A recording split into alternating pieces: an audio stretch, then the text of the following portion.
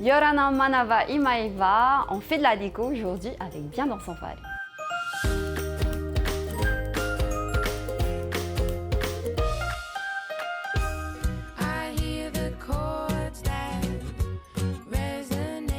En plein centre de Pape Été, je rejoins Christine et on fait un atelier chambre décoration. Yorana, Christine.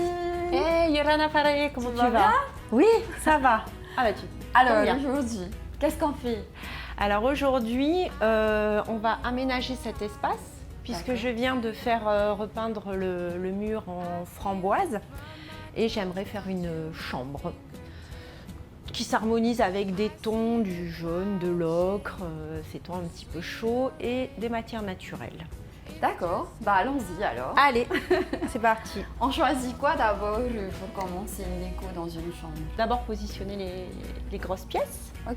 Et puis après, on fera la petite déco, les tableaux, les lampes, les bouquets, etc. Allez, c'est parti. C'est parti.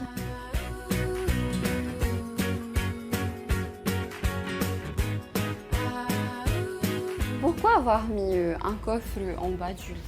Je trouve que c'est pratique, tu peux mettre des coussins, tu peux t'asseoir quand tu lis, tu peux mettre tes plaids. Et c'est pourquoi très pratique. cette matière? Le coton un peu doudou comme ça, c'est très... Ça fait moelleux. C'est moelleux, Ça c'est fait cosy doux. pour une chambre. C'est vrai. Et Complètement. ouais, c'est vraiment les matières qu'on retrouve en ce moment pour les chambres. Ils font les petits fauteuils, ils font plein de choses comme ça. La table, pourquoi tu l'as positionnée en angle? Pour casser un petit peu, Ce côté carré de la chambre. voilà, le alors. côté carré et adoucir, arrondir. Alors tu as utilisé beaucoup de matériaux bruts. On voit le bois, le tabouret aussi qui n'a pas été verni. Pareil, la chaise en lutin. Tout à fait. J'ai envie de jouer sur le naturel pour cette décoration. C'est la tendance en ce moment. Bien sûr. D'accord. Et puis, oui, ça apporte un côté cocooning, on se sent bien avec ces matières. Là, c'est une chaise, hein, un tabouret. Alors, presque. ça peut être à la fois un tabouret et puis J'aime beaucoup. tu peux poser une plante si tu veux. Et en fait, l'idée, c'est que comme on a mis cette console-là, on va mettre un miroir au-dessus. Et puis, ça nous permettra de faire une pièce qu'on peut bouger pour éventuellement s'asseoir, pour se maquiller, travailler. Du coup, c'est génial parce que c'est un 2 en 1. Ça fait et table de chevet et tabouret. T'as vu un J'aime- peu? Ouais, j'adore. Le côté japonisant Oui. qui amène l'esprit zen. C'est ça. Après, dans une chambre, on a envie d'être bien et c'est pas une pièce qui va t'agresser, c'est vraiment ton petit cocon. On On continue. continue.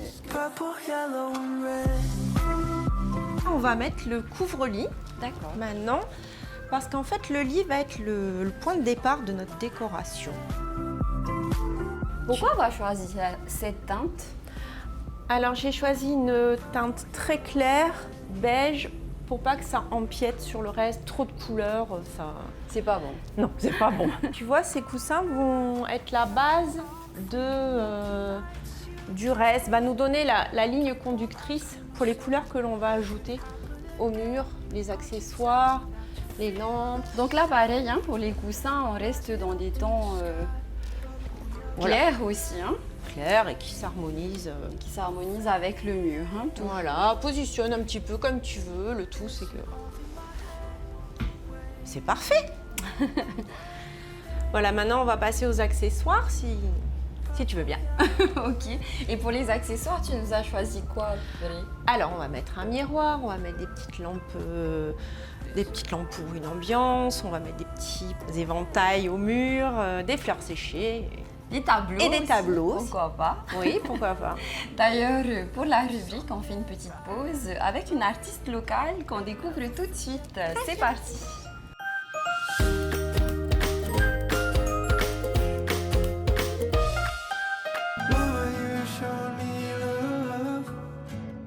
Je suis Malika Edlinger. J'ai mon nom d'artiste, c'est Kikabe. J'ai deux métiers. Je suis formatrice expert conseil, j'ai mon organisme de formation. Et ma passion, c'est la peinture depuis 30 ans maintenant. Après ma terminale, j'ai fait les Beaux-Arts dans le nord de la France, aux Beaux-Arts de Lille. J'ai bien aimé, mais je ne suis pas restée parce que j'avais besoin de garder cette passion de façon personnelle. Parce que c'est là où je me ressource, c'est là où je me sens bien et je m'exprime. Et je ne voulais pas en faire un métier au départ. Voilà. Et puis après, j'ai fait du droit et j'ai repris la peinture dans mes temps libres. Voilà, ça fait des années que je fais ça. Et ici en Polynésie, j'ai beaucoup été inspirée par la mer, etc. Mais bizarrement, je peins avec des couleurs un peu bleues. Je ne peins pas forcément du turquoise, etc. C'est vraiment de la peinture intuitive.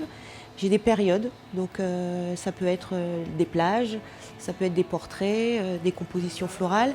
Et j'essaie tout le temps de mettre de la lumière dans mes peintures. Bizarrement, depuis une dizaine d'années, je n'ai pas eu cette envie et cet élan de peindre la Polynésie telle qu'on la voit. Et là, récemment, je commence tout doucement à choisir les couleurs de la Polynésie. Je peins en ce moment des Polynésiennes. J'avais besoin d'abord de m'inspirer de la culture. C'est l'inverse en fait, c'est quand la peinture m'appelle, qu'elle m'invite, que j'y vais. Sinon je ne force pas. Quand je fais des abstraits par exemple, c'est plutôt de la peinture acrylique avec des touches de peinture à l'huile. Et puis quand je fais du relief, j'aime bien utiliser la peinture à l'huile parce que ça donne tout de suite un relief qui est assez dense. Et une fois que je le vernis après, là ça prend toute une dimension que je recherche. Et quand je fais des portraits, c'est plus de la peinture à l'huile. J'aime l'art en général. Je ne m'inspire pas de ces artistes-là. Je suis spectatrice à ce moment-là. J'oublie que moi-même je pourrais. Et je suis passionnée par leur technique. Alors des fois, quand je regarde un artiste ou une peinture d'artiste ou même une sculpture, j'arrive à me dire tiens, il a dû utiliser cette technique-là, etc. Il y a des choses qui me parlent. Mais je respecte tous les artistes et je ne suis pas influencée par un particulier, puisque moi, c'est vraiment très varié. J'ai pas un thème particulier.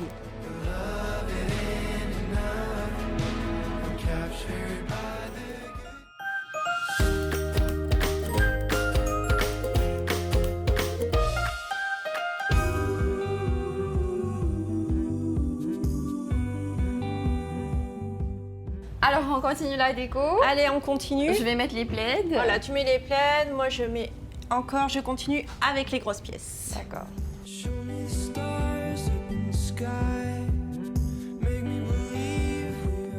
Donc là, on va s'attaquer à une petite déco murale. Ok. Et je voulais que tu essaies de le faire toi. On est parti d'un bois flotté. Ok. J'ai juste mis une petite corde. Et puis là, tu vas la mettre au mur. Tu vois, tu as des petits clous qu'on a déjà positionnés. Donc, je vais t'aider. Et on va pendre des petites choses. Donc, on va peut-être mettre ce plaid un peu jaune ocre. C'est vrai que c'est original, un plaid au mur. Oui, alors là, je t'avoue que je m'amuse plus avec les couleurs parce que j'avais envie d'apporter un peu de chaleur. jaune. Et pour être cohérente avec le plaid du lit. Voilà, tu les pends par-dessus. Voilà, et puis tu peux mettre ton petit chapeau au bout. En fait, on peut vraiment s'amuser. Voilà, s'amuser. Là, on est parti sur un plaid, des petites fleurs, etc. Et l'idée, c'est de se servir des matières qu'on trouve. En ce moment aussi, ça aussi c'est tendance, c'est tout ce qui est récupération, Oui. comme le bois flotté. Récupération et le fait soi-même. Oui. On peut c'est vrai. s'amuser aussi à créer continue, des choses. alors Allez, on continue.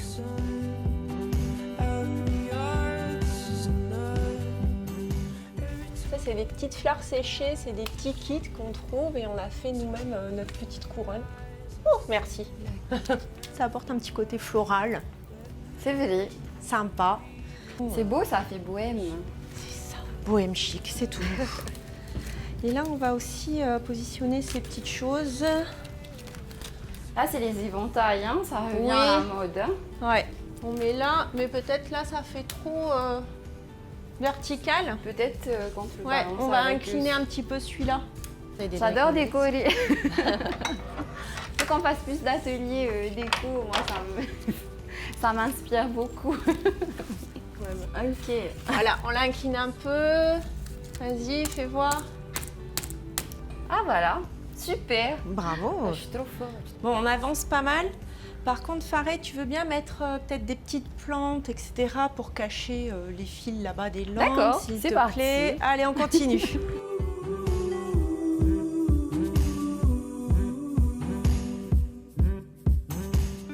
Alors moi j'aime bien le porte-manteau dans la chambre ou dans une entrée, j'aime bien détourner. C'est vrai qu'en France on met ça dans l'entrée pour mettre les manteaux. Nous on a la chance, on n'a pas de manteau. Mais en le mettant dans la chambre, ça te permet quand tu arrives de mettre des ceintures, ton sac, des chapeaux. C'est pratique et décoratif. On n'a jamais trop de coussins. Jamais trop de coussins.